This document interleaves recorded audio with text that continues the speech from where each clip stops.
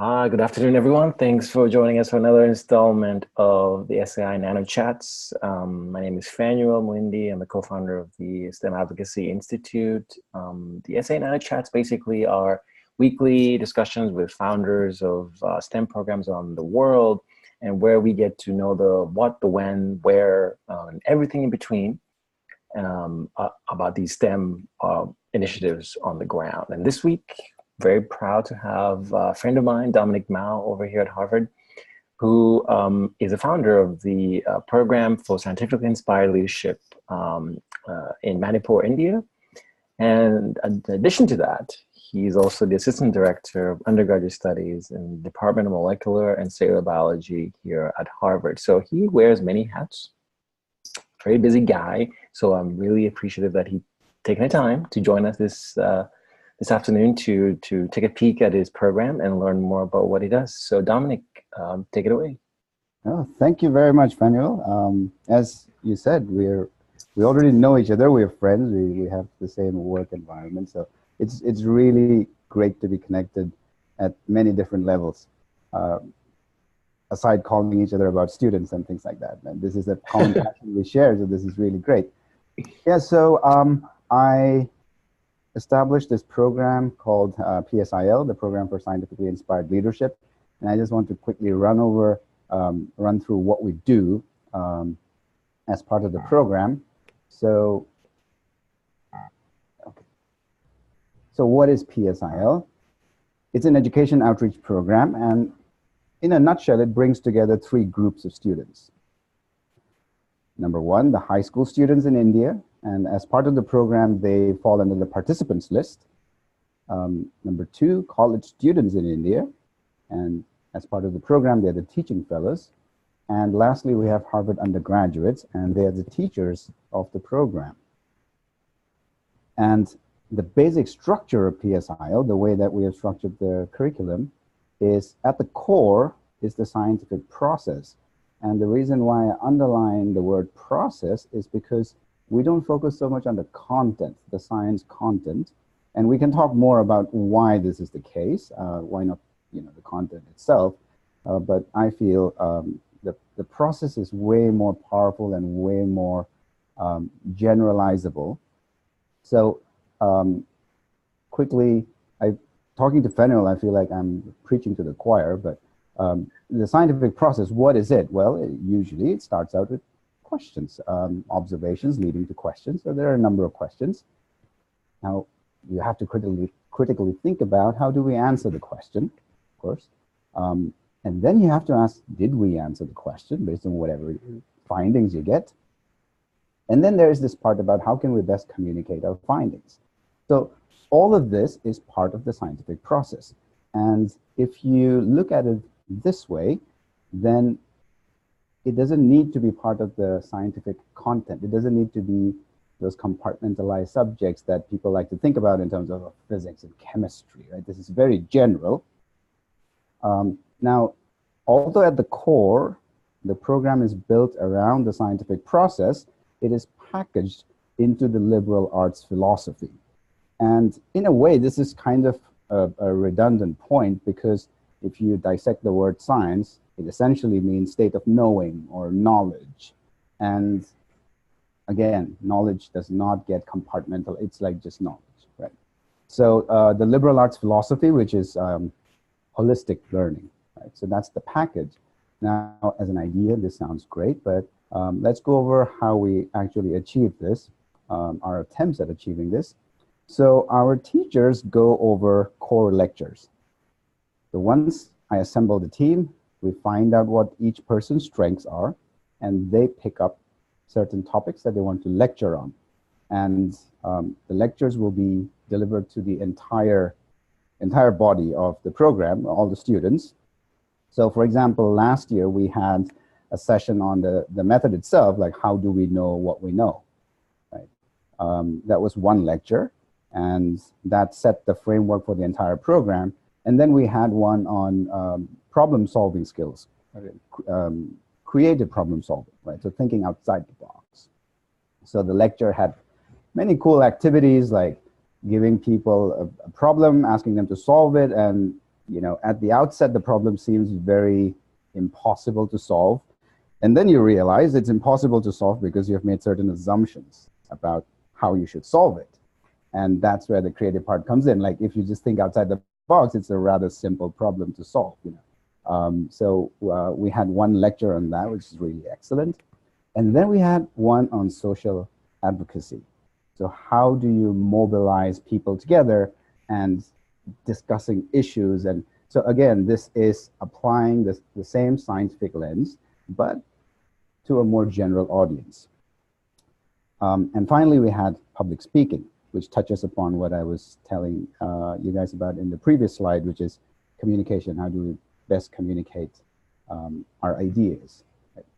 So we had, these are examples of core lectures, and these lectures can change depending on the team, but the team's given instructions on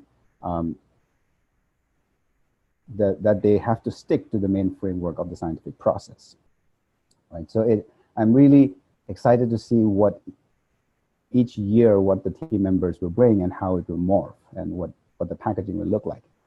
So then we split up the students into smaller sections and they go for the labs. And in the labs, essentially, you reiterate the points that were made in the lectures, but in a smaller, more intimate setting, and you have your, you know, lab leader.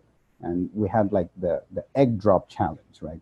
You're given straws and some paper, and you just have to make structures. And, you have to ensure that an egg dropped from a height, your structure should be able to catch it and break its fall. The egg shouldn't break. So it's a rather simple but very fun and engaging activity. So that was one that people did, an example of activities. So in the labs, they get to really connect with their lab leader and they get to work in groups. And then we also had extracurriculars. And the extracurriculars really drives home the point of the importance of the liberal arts philosophy. So we had one was on music, the other one was poetry, and the third one was journalism. So these are examples from last year, and they were all super popular. Especially the poetry. I can't say especially the poetry. I think all of them are so popular because these are not things that people encounter in the classrooms, you see. And this was so much fun for people to just dive into it and learn for the sake of learning. We also had a career fair. Now, we realized that we don't want everybody coming out of the program to be doctors or professors. I mean, people will go into many different kinds of professions. So we wanted the career fair to be locally relevant. So we got local professionals. We had a TV anchor. We had an Indian Administrative Service officer, a retired IAS officer, which is this really prestigious, high-profile position in India. We had professors, so students could really engage with professionals and ask about their pathway and their trajectory in a very small, informal setting. We had a talent show because that's just a wonderful way to showcase culture, talents, and icebreakers. So it's like this win-win thing to put into your program, and it certainly was an excellent addition to the program. And then there was a capstone project. So in the labs, throughout the program, the students are working on a project. What we gave them was this task. They had to identify issues that they were concerned about. And they had to work in groups to first identify the issue, then identify the pain points. Why is this an issue? Identify existing solutions and why they don't work, and propose their solutions, right? And they had to present it as a group, and they had to make a poster, they had to present it. So all of this culminated into this capstone project. And I have to say that some of the projects that it came up with was like pretty heavy stuff. You know, it was very, they dived into all the areas that I would be scared to dive into, like politics, environment. Like they went straight to the point, and it was really excellent. And mind you, we're talking about high school students, right? We're talking about like Right. grade 9 and 11 students. Right. Okay, so where is this program? Well, so it's been done only once so far. It's right now in Imphal, Manipur, India. So there you have the map of India. And this part is the northeastern part of India. And it's in the northeastern part of India, the state called Manipur. That's Manipur. It has a common border with Myanmar, right, or Burma. And Imphal, if you zoom in, is this valley, which is like any other city, but it is surrounded by, I think, 9 concentric layers of hills. So wherever you are in Imphal, you look around, you'll only see hills. Like it's this really beautiful sight. Just some fun facts. It's about the size of New Jersey. The main inhabitants are the Métis, and there are also over 30 different tribes, and every single one of them has their own language, right? It's pretty incredible. Manipur, the northeastern part of India in general, has a history of political and other conflicts. Now, as a result of those conflicts, of course, a lot of growth gets stunted, but one of the sectors that gets hit hard is education, right? Schools close a lot, and whenever there is state unrest, basically the schools will be shut, right? So there is this tendency of families that can afford it to send their kids elsewhere in India. And there they even refer to as, you know, the other parts of India, like Delhi or whatever, they refer to it as mainland India. You know, that's another fun fact. So yeah, so that's a little history about Manipur. And there are just other interesting facts about Manipur. So it's supposed to be the place where modern polo originated, right? Now, I haven't been able to verify this by means of peer-reviewed articles, but you know, that's one more reason why I think there's so much to know about the place. Like, if that is true, that's huge, right? Now, Polo, I think, had several independent sort of evolution. There are earlier documentation of Polo in, like, I think, the Iranian side of the world, but it was, at least from whatever I could find, when the British colonized Manipur, they took what the Manipuris use, which is Sagol Gangjay, it's called. They took it back to England, and that became Polo. I see. There's the Manipuri dance, which is world famous. There's this beautiful freshwater lake, and these circles that you see are individual places where people rear fish. So they take water weeds, they make it into circular shapes, and they drop nets right to the bottom. So every family will have their own little fishery. You know? And there are families that live on these boat houses that essentially it's built on water weeds and it just stays afloat. So yeah, there's so many interesting things going on in that state. But again, there are many other places. Every place can say that we have so many interesting things going on. So what is the connection with Manipur, or what is my connection with Manipur? Well, I grew up there. It's an unusual history. That's me right there. Wow. Yeah, this is back in 1996. This is a Catholic school, an all-boys school. And I'm friends with most of the guys still. We are in touch. So we were a Chinese family in the state of Manipur, and I grew up there. I stayed there for 16 years before I moved to Gujarat. So that's my connection with Manipur. And my interest in education and education equity and all of that sort of culminated into this program, because I've been interested about education and accessible education for all for a very long time. But then what best place to start than home? You know, I have all my resources, I can mobilize all my friends, and so that was a no-brainer. That's why I established it there. But in a sort of broader sense, what I'm interested in is using education, as quality education, as a long-term solution for conflict regions. You know, so you got to break the chain. Whenever there's a region of conflict, because education suffers, there's unemployment, and it's just this. It feeds into this cycle, and so you got to break the cycle somehow. It's that's what I truly believe in, and I thought that let me do this in Manipur. Let's start there. So what's the goal of the program? Establish a growing mentoring network. Now, what I mean by that is that, yes, we take mentors from Harvard, and they will, of course, stay connected with the participants, but we also expect the participants of the program to pay it forward. On the last day of the program, we handed out certificates, and essentially I told the people that if you don't do anything with the knowledge, the skills that you learned here, your certificate is pointless, right? So you have this expectation of paying it forward. We want to provide a realistic stepwise pathway to higher education. What I mean by that is we're not saying, oh, you should come to Harvard. That's not what we're saying at all. What we're saying is we'll give you resources to, let's say you want to, we can connect you with some institutions in India that have similar philosophies to Harvard and that have funding, right? There's like Korea University, there's Ashoka University, there are these places that are doing good stuff and they're potential partner institutions for India, for Harvard. And so we can provide students in Manipur information to attending those universities.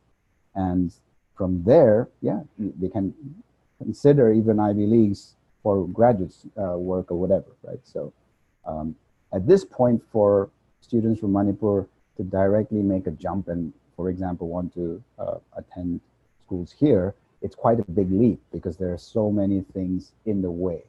Simple things like paying for the SATs, right? Yeah, if you make a list of all the things that, you know, the activation energy barrier is too high, if I may put it in like, technical terms. I also want to establish an effective experiential learning platform for Harvard undergrads. Now, the students that I took over there, their minds were blown. They were like, I can't believe we're in India. Like, you know, because it was such a different place. It didn't look like India, right? This is the northeastern part of India, so it's not your stereotypical India that people usually visualize. And also, this is not my area of expertise, but I would hope that through my program, I can establish a portal through which there's an academic connection between the state of Manipur and Harvard, or even the entire northeastern part of India and Harvard. So northeastern India, because of all this history of conflicts and stuff, is not very accessible to outsiders, right? And anybody wanting to research, anthropologists or whatever, even in ecologists, whatever, right? They would need some kind of portal through which they can operate in the region. So hopefully the program can help establish that as well.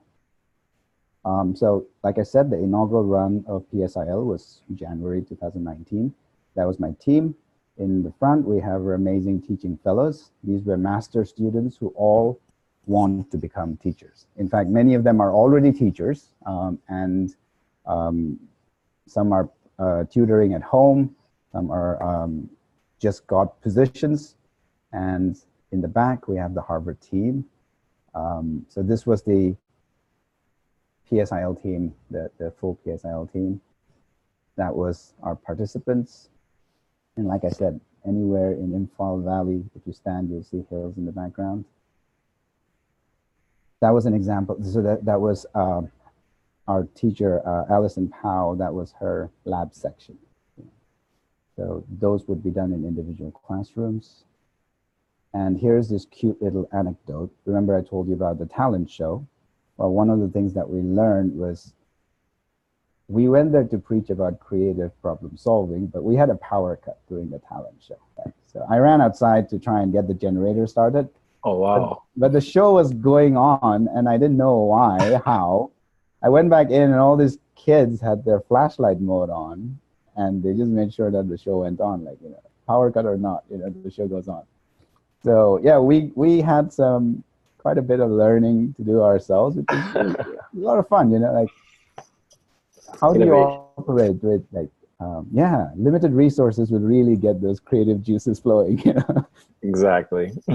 Yeah, so this was, so the first iteration of PSIL was like a I don't know if I can say this, but it was like a Bernie Sanders campaign.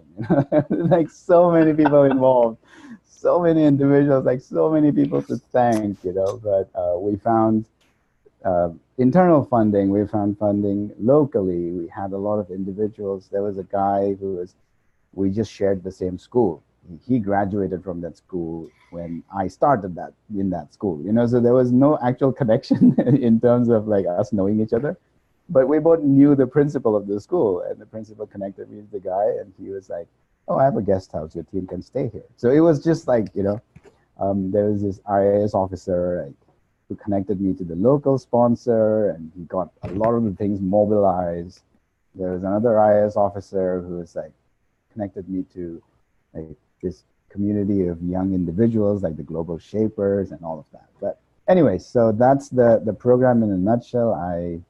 Yeah, and we can start a conversation anytime. Cool. Dominic, that was great. The overview of just lots of things. Were those flashlights like on their phones earlier, right? Yeah. Okay. I thought so they'll mostly have iPhones or something, right? Some smart device or something. So India Yeah. is one of the biggest mobile consumers, sense. right? So it's it's accessible, right? But still, I would say that only about less than 50% of the participants had mobiles. I see. Cool. In fact, there were many who could not apply. So we had a Google form for applying to the thing. We found out later that many students could not apply because they didn't have access to internet. I see. It was a lesson for future years. Right. Lessons learned. Yeah, you grow and change in time. Okay, so now comes the fun part, Dominic. So that was the easy part. That's right. What I'd like to do now is just go through the logic of the program and just really go into the nuts and bolts and how things are turning inside, and what is your theory of change that you're trying to implement using the program.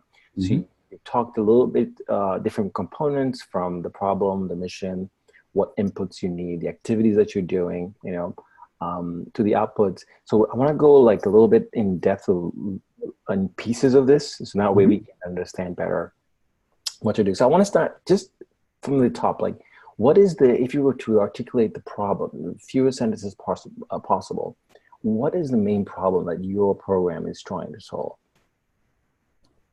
We're trying to bring about a change in thinking of what education is. So in India, education is, this is a gross summary, but after 10th grade, so at 10th grade, you take state exams, and there's trifurcation. There you have the science, it's called the science stream, the art stream, and commerce stream. Once you go there, there's no crosstalk. If you chose commerce stream, there's no way you're ever going to become a doctor. No way, right? So you make the decision when you're 15 or 16, right? And it's so compartmentalized. Like science students will barely read any literature. They barely have access to any kind of poetry or nothing, right? And if you're an art student, forget about it, right? So what we're trying to do is we're trying to say, look, this is the scientific process, and knowledge encompasses everything. So we didn't want to stick with just science content, because then that limits our audience, right? Because we don't have access to the art students or the commerce students. Right. So we needed to provide the kind of, well, people like to call 21st century skills, but I think these were just skills that we needed all the time, like group learning and critical thinking and all of those. So to try and provide that to the biggest audience, right? Okay. So question. Yeah, I'm trying to think like what would be, because getting to the problem is actually a really hard thing, like articulating what that is and what is the key thing that you are trying to solve that is measurable, that you can follow through the logic, right? To say, okay, the problem here is that these, for example, X students do not have access to Y. My program Z is going to build a bridge so that students have access to it, right? In this case, from what you just described, I'm trying to sort of put it together, because you mentioned earlier the conflict thing that's going on too, right? The accessibility being an issue. Right. The current education system does not equip them with the skills to continue Okay. quality higher education pursuit. Okay, so there's that gap, and you have like numbers to sort of help you understand, okay, right now, X number of students actually do not go to higher education. Like, do you have those, are you aware of this or not? I don't have hard numbers. Okay. I did soft surveys Okay. within my alumni network. Okay. Right? Okay. Now, yeah, I guess I should have those numbers handy, but the bottom line is families that cannot afford to go out of Manipur, to send their kids out of Manipur to pursue an education, they suffer from stunted growth.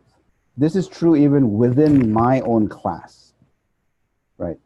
So, for example, I have a friend who's an excellent student, and he is now a professor, but he got his he didn't go outside of Manipur, right? He got all his education in Manipur, but he was delayed, I think, by maybe 3 or 4 years. There was a delay just because schools will be closed, exams will be postponed, right? So I do have that sort of anecdotal, if you will. Yeah, because a lot of the times here at this juncture, right, there are these assumptions that programs tend to make about this education, right? And I try to always say, try to minimize those assumptions because they could be dangerous later on, like, because you're trying to fix something maybe there's not a problem, right? Right. Oh yeah, no, that's an excellent point you make. I did do a pilot run of my program. Right. So I talked to the schools. I talked to this retired IAS officer, and I was like, will something like this, is there a need for a program like this, right? So the program has gone through several rounds of changes even before we rolled out the first iteration. Right? And the whole reason why we had our teaching fellows help develop the curriculum, so they were involved in that process, is because we want to give something that is locally relevant. You know, we don't want to just roll out things that people will have no use for in that part of the world. So, the next iteration, we are also tying up with a social service wing of the school called Bosco Mangal, and they should have, I should have asked them actually. I mean, they do these kinds of things over there, these sorts of camps and workshops, and they would have access to the hard numbers. Yeah, and I think also just because you have opportunity here, I think, to even, because once you identify real like clear need, for example, you part of what you're doing is teacher training, right? Because you have teachers coming. I mean, that's a huge opportunity there, because maybe how many science teachers are there in that area, right? And does that number, how many students didn't have access to them, right? If that's an issue there, imagine so your program can do that. I do have to say, how many science teachers are there in the area is answerable. Okay. How many good science teachers are there in the area is more difficult, right? How many effective? Perhaps. Right? Yeah, that's a tougher question. Yes. Yeah, that's a tougher question. So, I wanted to, in a way, I didn't jump right into it, but I still wanted to jump right into it. It took me about 3 years to get this program going. But when things started moving, like, it happened very fast. So last summer, this time I was packing my bags to leave for Manipur to do the program by myself, right? So I did it in a smaller setting. There were about 35, 40 students. There were about 10 teachers or something. And I did a mini version of this program. And I wanted to see, are the students receptive? Do they want something like this? And even before I went there, I did a probe, right, of how curious students are and how ready are they to receive the kind of information that I want to give out, right? And the kind of skills that I want to share. So what I did was, it was something like rather cute now looking back. I contacted the principal of my school and I said, students from 7th grade to 12th grade onwards, I just picked randomly, they are welcome to send me any questions they have, right? And I told the principal that, you compile, you collect all the questions and you just email it to me. And I'll spend time answering those questions. And I said, you have two conditions. One, you cannot curate the content of the questions. Because I realize it's a Catholic school, like if they ask something about God, like they should be able to, right? So any form of curiosity I wanted to encourage. And I wanted to see how curious are the students, right? And I said, you cannot curate grammar, presentation of their questions, because I want to see proficiency, right? Right. Because that English would be the only medium we have, you see. I do speak the local language, but if I want to take students there, it's a different question. I thought that, I'll get 4 or 5. I got like 400 or 500 questions. And they were really profound questions. Some of them were like, some student was like, how do I prevent myself from getting into drugs? It's a huge problem. So Manipur there's a road out of Burma. And Burma, of course, there's the Golden Triangle. Yeah. So, there is free-flowing road route for heroin. So drug is a huge problem. Drug usage is a huge problem in that part of the world. Yeah. And so when the student asked me the question, maybe I'm making certain assumptions, but I'm thinking, is it a given? Is it like almost like, oh, you're going to hit maturity, so you're going to have like, and then there were some that was like, if when I get my exam results, I get really bummed out and I want to work really hard. But that feeling does not continue till I reach home. How do I hold on to that feeling so that when I get home, I actually sit down and study? Yeah, that's fascinating. Okay, so I think I'm getting a better sense of this problem, right? And I think that can still be tightened, I think, to really hammer down what is it that the core of the issue is. Because once you do that, then the rest of it becomes really easy, or becomes easier for us to understand. So the next level will be like an input. And of course, you need people. You show nice pictures of people that are going there. I'm assuming you probably have grants, equipment when you get there, local partners, right? So this is kind of the input of the program, right? And you're always thinking of ways to, and of course you got to travel there. That's another input. So, the activities, if you could go to the slide, your goals, maybe the one before your goals slide. I think that's a great place to just sort of look at the activities that are organized. So I think one before this. Oh no, this is it. You're right. This is it. So the students are going through this portal, right? You are hosting these basically the labs, right? The extracurriculars, the career fair, talent show, Capstone project. Over what period of time? Last year it was 5 days, and it was 10 to 4, right? 10 a.m. to 4 p.m. And that was a huge limitation. We thought, like we're putting in all these effort, and it was very limited time. So one more lesson learned, and which we're going to implement next time around, is we're going to make it a residential program. Right. Okay, so you will be there all together. Correct. For the time. So how did you pick these? Like extracurricular, career fair, talent show? Like why, and the Capstone project? Why are these picked? Why are these picked? Well, it's very simple. Like the Capstone project is the only way that we can make the students, the one who does the work does the learning, right? Right. So we can go there and lecture all we want, but if we don't make them do it, it's not going to work. We can preach about group work, but if we don't tell them as a group, identify a social issue, tell us about it, right? We can talk about public speaking, but we need to make them do it. And we need to make them do it in a relevant way where it's just not some abstract exercise. And it should be a realistic setting in the sense that they have to present it in front of everybody, right? So there were many cases of stage fright. In fact, many of the students reported that they have not done group work ever in their lives. That's interesting. So Dominic, so the labs that they have up there, these are all I'm assuming they're connected to the Capstone. Are they doing things throughout the week? They are, yes. Right, as it builds, right, each stage to the Capstone. Right. Okay. I think I'm understanding now. So they're working in groups, and you're saying that some of them have never done this. Right. You take them through this week. And what, from each of these instances, are you able to extract, like, what are your outputs that you're able to build off, right? What are things that you're measuring as you're doing this? Right. So I knew you were going to ask that. So the unfortunate thing from the first round is that we did not document their capstone projects, right? Right. We should have, right? And I think we should document, even a subset of them. And one thing that we are doing is, by means of a closed Facebook group, we are tracking our participants of the program. Now, it's a fraction of the students because not everybody uses Facebook. It might be a good thing. Yeah.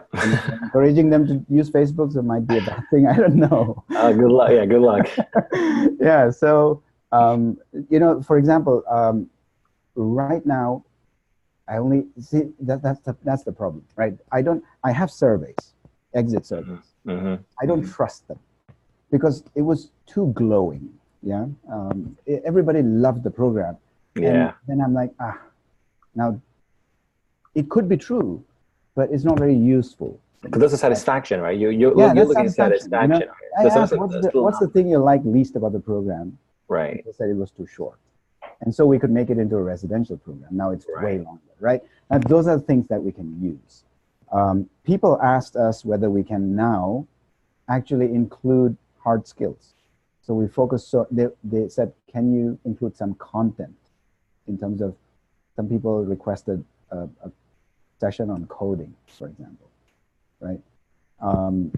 Next year, we are going to introduce, as part of this specific hard skill content, we're going to introduce a discovery-based lab, an actual science lab, and we're taking fold scopes with us. So we're going to give every student a fold scope. And we'll have them document images, and so there will be a few sessions that we will introduce that will be focused on actual hard skills. Yeah. But we're tracking students, right, as I was saying. Yeah. We have this thing about paid forward, right? Right. Now, this is based on self-reporting. There's a group that started a feminism group that was initiated by the participants of our program, right? And for the state of Manipur, 4 students in class 9, 11, right? That's a pretty impressive thing, right? Right. Together and actually execute that. Right. So back to your question, no real way of measuring impact, because I haven't identified an effective measure of impact. Yeah, I think that, so you have an outcome, right? So when I say impact outcome, from people can argue they're different, but in this case, I'm just going to say your long-term outcome is the impact. You can have an intermediate and short-term one, right? Right. So I think once you articulate, also go back to the problem, like what that outcome, like at the end of the day, what is it that you want to see? Right. Then you just work and you think, okay, what indicator do I need, or indicators do I need? So that I can measure this thing, right? Because here you can extract image. You can extract how many labs you do, how many of the students are able to. You can even do a pre-test or something. Figure out, okay, people know X before, and they do my thing, and at the end of it, they know Y. Right. So I think you have to decide, like, ultimately, what is the 1, 2, 3 outcomes that I need, like I'm trying to do, the change I'm trying to inflict. No, absolutely. And then work backwards and find those indicators, because the indicators are going to be tough to extract. You don't want to count everything. You can't. You don't have the manpower to do it, right? But the Capstone project, from what I'm seeing, I think that presents an interesting dynamic, a possibility there, whereby if you're training students, you're putting them in this pipeline of labs and extracurriculars, career fair, talent show, to get to the Capstone project. There's an output here, which is the number of Capstone projects, right? So you can, that's a measure right there. You can count that, because that's just an output. It's not an outcome, it's an output. Like how many Capstone projects were done, or or something. Sure. And you can track them and say how many of them, I don't know, build and grow into something, right? I think before we chatted offline about some of them maybe continuing on separately, right? So you can think of yourself like an incubator almost. That's a very different thing. Sure. You could be incubating, maybe you're incubating ideas and getting these kids tools so that they can build these projects. Right. I'm just thinking out loud now. Yes, yes. In fact, I mean, now that you mentioned that, the feminism group, that's so that was an initiative, I think, as a direct outcome of their Capstone project. So, okay, that was something that came out from the Capstone project. Correct. So that's a measure, Dominic, that absolutely you want to keep track of, like how many of them like continue to survive, right? The survival rate or something. Right, right. I'll keep going. Now I do worry about, is there some danger to, if we do not track it? Like, I hear that they started it, yes. Yeah. I don't know how well they're doing. I don't know whether they will sustain. Right. Right. So here I'm playing devil's advocate in saying, yeah, okay, am I just patting myself on my back too soon? Perhaps. I mean, you just have to track it. That's why you track it, because you don't know, right? It has to stand the test of time. Yeah. That's true for everything. You don't know right now, but you can say, well, this thing, had I not been there, would this thing have existed? Right. And that's the thing. It's hard thing to extract, because there are external factors all the time that are operating, right? And the hard part for us is to say, from an outcome, how can I attribute this outcome that has taken place to me? Like, that person came to me, and because of me, this happened. Yeah. I think for if we're talking about like long time frames, I would like to see. You can decide which frame you want. Actually, it can be short term, intermediate, long term. But let's do it. Right. For the long term, I think from students from our program that come from underprivileged backgrounds, in the sense that their families would not be able to afford sending them to mainland India. Let's just use that terminology. If I can connect them to resources and we mentor them after the program remotely even, and help them get into those institutions that provide funding, right? So that's the portal that I was talking about.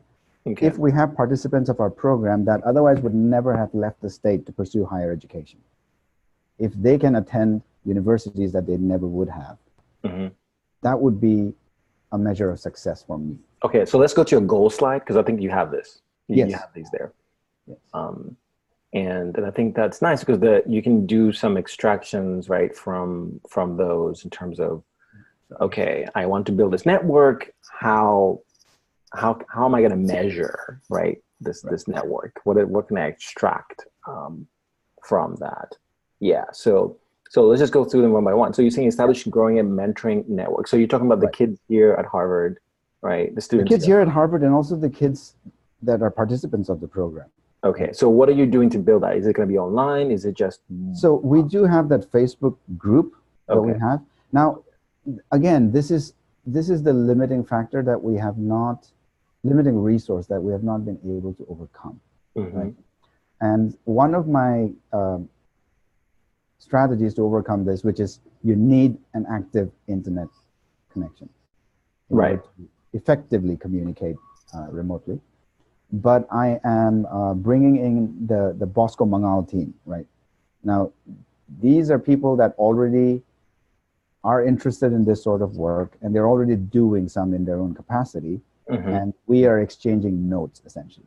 And we are arming them with our resources, right? Okay. So the mentoring network can be strengthened by these groups of teachers that come out of our program every year, every iteration. Yeah. And the Bosco Mangal team, right?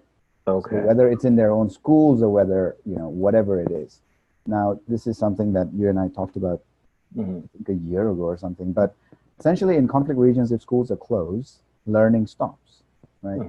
But if you establish this mentoring network where every student is a mentor to somebody and is somebody's mentee, then learning could, in theory, continue, right? Schools are closed, but you can still learn from your mentors, and still teach, right?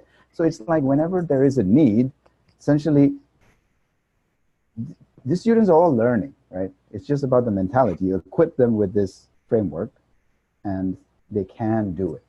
Right. You just mobilize an army of teachers, essentially, right? It's teachers become students. Yeah. Because so how many teachers have you trained so far? Like last iteration, how many teachers were there? 5 teachers. There were 5, and there were some that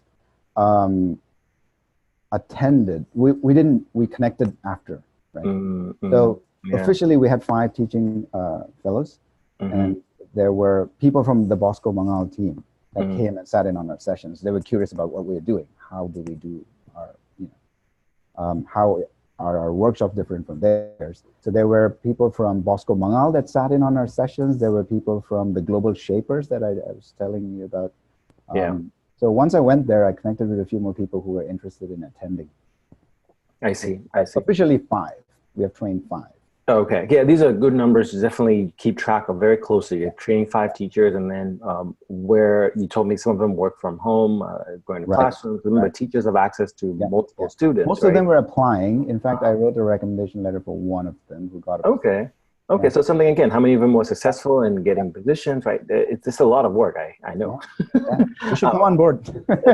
Just to add more on your plate, no, but I'm fascinated by this because from what you're telling me, there's a lot of like you're doing a lot of different things, right? And I think as you do more iterations of this, it's only going to get like you're going to see what is the main thing that you actually want to do, right? Right now, you're doing the scientific process. Let's just gather data. Let's just do something, and then hammer down and figure out what it is that we want to do, right? So in the second point here, providing a realistic stepwise pathway to higher education. So this, you were mentioning, like, they will not be thinking about coming to a place like Harvard, right? They can. Nothing stops anybody from thinking about it, right? But it's just, the barrier is too high. The barrier is too high. So you're during the week, right? The career, I think the career fair, is that what you said earlier? The career fair kind of deals with this, right? This is the thing. I see. So actually, this one is what we want to do next time around. The first time around, we didn't even have time for this, right? In the sense that, so the first time around, what we were saying is we had a teacher panel. Yeah. We had the Harvard students just taking rapid fire questions from the participants, right? And they were asking things like, how did you get into Harvard? Like, what was your essay like? What did you do to make yourself visible, right? So that was, we were just giving them information. And while we were doing that, we realized, they still have to go through the SATs. I mean, and you pay in dollars. And if you convert that, it's just, for many, it's inaccessible, right? So that's why after I came back, then I talked to the Office of International Affairs, and there was this talk about partnering with institutions in India. That's when I learned about these institutions that have like very good funding. And then I was like, then I should set up a resources page, an actual, place that participants could go to. And that those are the institutions that I can hook them up with, right? If there were stellar students from our program, we would even be happy to provide a recommendation letter, like a proactive one, with saying that you should really consider the student, and what would the student look like? Would the student be, a competitive candidate for an institution like yours or whatever? So we can proactively take steps to make sure that students get placement somewhere. I see. So the measurements here will be, you'll be, tracking them, right? In terms of how many of them from the program are, I guess from high school, they're going to be applying to colleges, right? And then attributing that success or whatever it is to the exposure that you've given them, right? Yes. So that's only when they get to the college going step can we actually track them, because of the pipeline that I was talking about. So we have class 9 and class 11 students, right? And a year later, they're going to be 10 and 12, right? Grade 10 and grade 12. And then they appear for state exams, but after the state exams of the 12th grade, those people go on to college. I see. But otherwise, the fate of the people who are in grade 9 is pretty fixed. They're in 10, 11, and 12. Oh, I see. I see. Yeah. So again, it seems like most of the things that I can track, that I can get information on, will happen at the earliest, like after a year. I see. I see. I see. I see. Yeah, it's just the time wise, right? It always takes long. Like you have to think about the long term, like 1-2 years from now, what is the tracking I'm going to be needing to do to measure the impact and the change. The third one, I'm really curious, the effective experiential learning platform. So that's really for the students here, Right. right? To go. So now you create that bridge, right? Right. To people to travel to get, and that is the expensive part of the program where people have to go there, right? Right. You have to go there, and as you mentioned earlier, Yes. the one-to-one connection is important, right? Correct. Correct. So this gateway, and that's basically you have to build a program like here, right? Yes. and Students have to be interested in going there, right? Yeah, Things exactly. are not easy. Right. Lots of things are lost in translation. Everything is more difficult. Right. Exactly. And so this is taking place in January, right? You said most of the time it takes place in January. Okay. Because that's the time that Harvard students are free. I see. That's the time that I did the pilot run by myself in the summer. Okay. And before I arrived, the entire place was flooded. Okay. Torrential rains, and so January is like a time when weather-wise it's very good. That we won't have any thunderstorms or nothing of that sort. There are a lot of festivals in January, and there is a correlation between festivals and absence of statewide strikes. Oh, okay. Yeah. People don't protest as much when there are festivities. Interesting. So I think going back to these measurements, right? You can extract all sorts of measurements from any of these, right? In terms of what the outputs would be that you want to track. You can't track everything. It's impossible. Right. So ultimately, working backwards, what is the main outcome, and then work backwards and say, okay, this is the main output for now that I want to measure. There's a danger you want to do a lot of things when you're there, right? But sometimes doing less is probably a good thing, where it's very clean. And I'm reminded by one organization, they're called Impact Network, okay? I really encourage you to take a look at their website, because I'm going to send it to you now. They have a really fascinating way of just displaying what they want to do and what they're tracking. Like very few things that they're tracking. Because in your situation, you can absolutely track because you're not sort of teaching science, right? You're teaching these other things that are important, like even program, project development, which is important. But they have found a way to really just be like, here we measure 1, 2, 3. And this is what we use to measure our success, basically. And they've gone one step ahead. And of course, the RCT, right? Doing an RCT is the golden standard, the randomized controlled trial, right? Where what you're doing here for the students that get into your program compared to students that are not in your program, what is the difference? Right. Because, ultimately you're going to have to say, well, people in my thing end up in college, but if the same is true for someone who's not in your program, then what is your impact? Sure. Right? But that's, you have to keep in mind of that thing where people are going to look at that. And I guess we can talk offline about how we can actually achieve that. Right. Without distracting too much of our resources towards that effort. Yeah, because it takes time, and I think it goes back to the problem, and it goes back to like the outcomes. If you can really, really hammer down what is it that you're trying to do, and what are the activities, like 1, 2, 3, that if I do these things, like these are my core things I do really well to help me get to this outcome, and this is what I'm measuring, right? Because you can measure a lot of things, as I told you. You don't have time to do that, or resources. So then what should I focus on as an outcome, and how can I, what is the indicator that I need to get to it? And that's really, really hard, actually. It's not easy. And you have to decide that, and do the research, right, as well. Yeah, it's hard enough to do for Harvard students. Yeah, exactly. And this from the classroom, right? Where they're in that limited setting, they're doing a little mini project, they kind of have to go through the motion, like what your hypothesis is, and what are you going to do? Right. Let me ask you this, as we close up. What assumptions are you making in doing this? What assumptions am I making? Yeah, what assumptions are you? Because it's always, you never know what, there are always assumptions in any given program.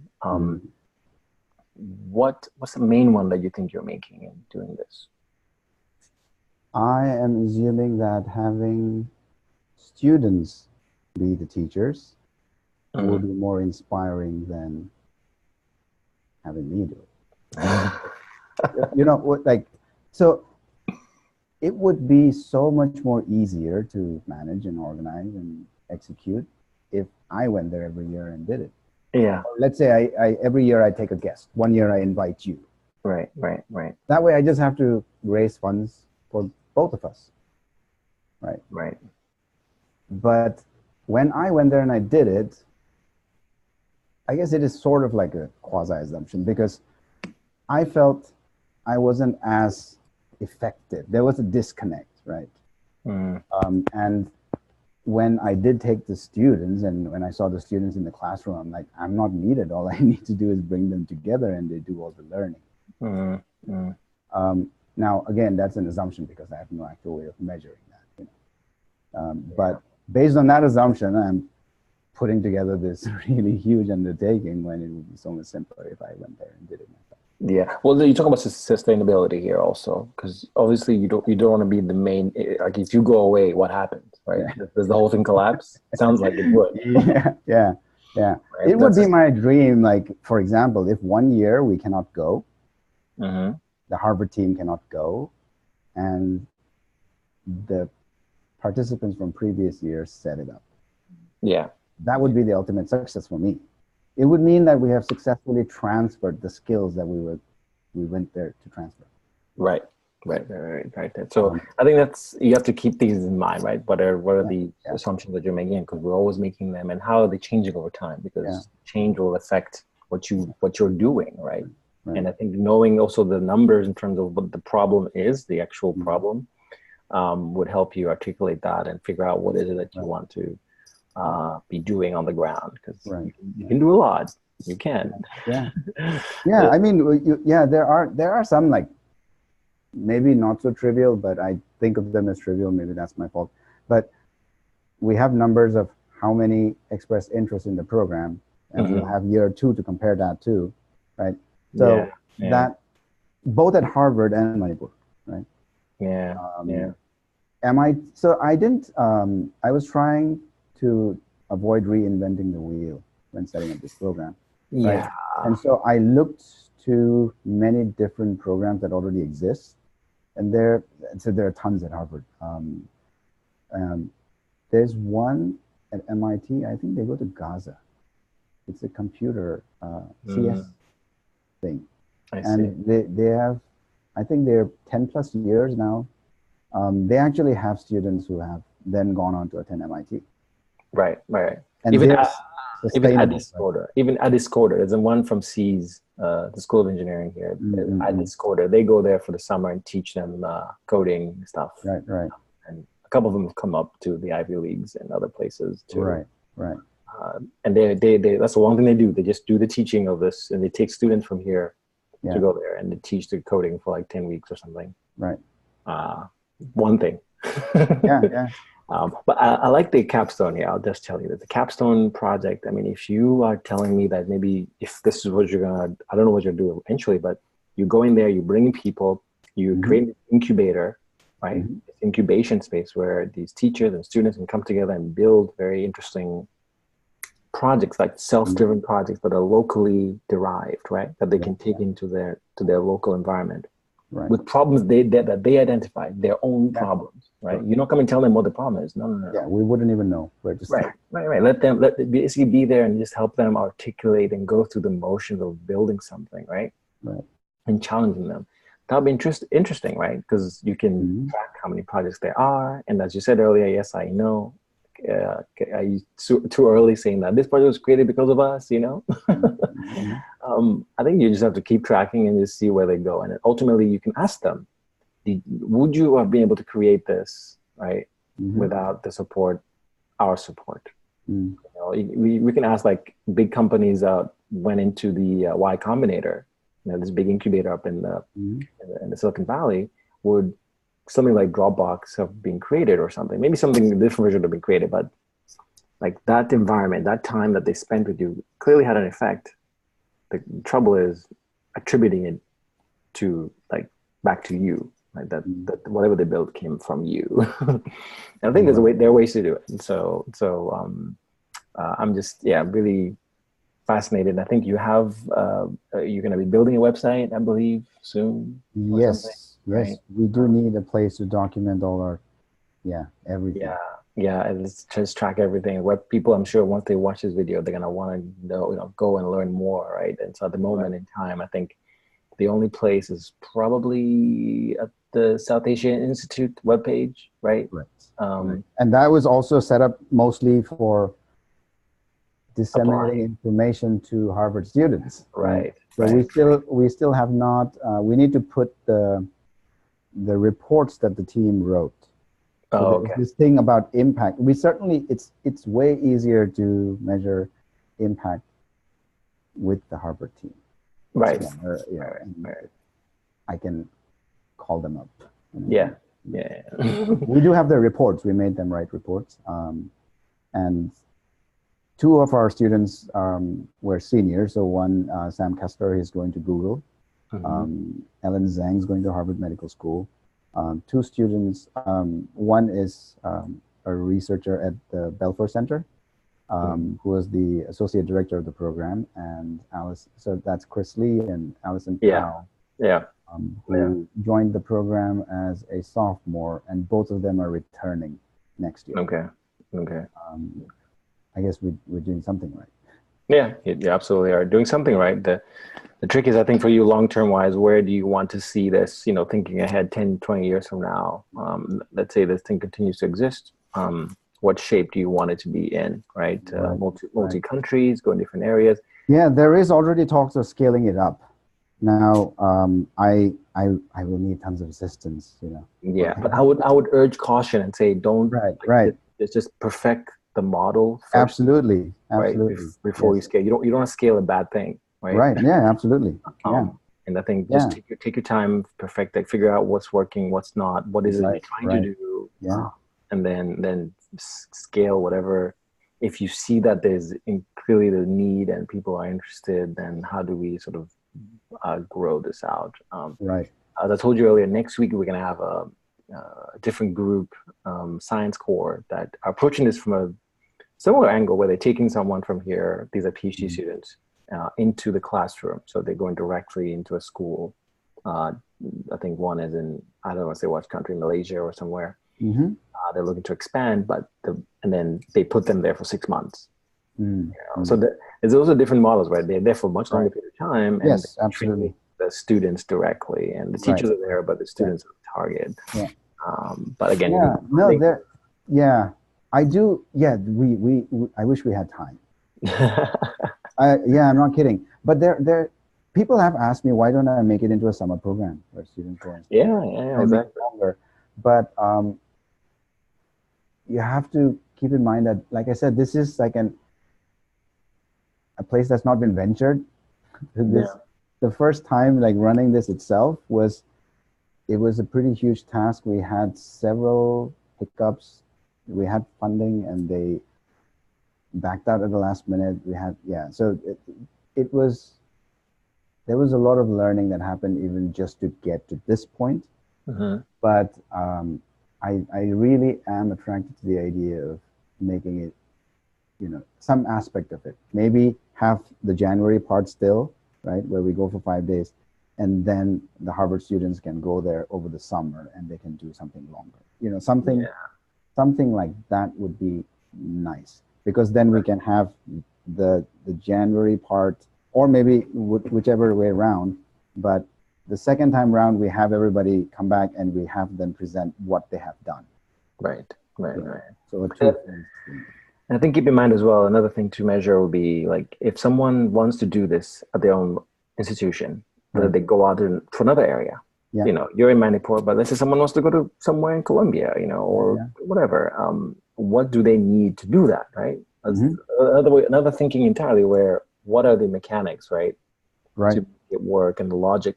That's what we tried to dissect today. The logic behind it, to get to those links and the connections that make the most sense, that measure the changes, right?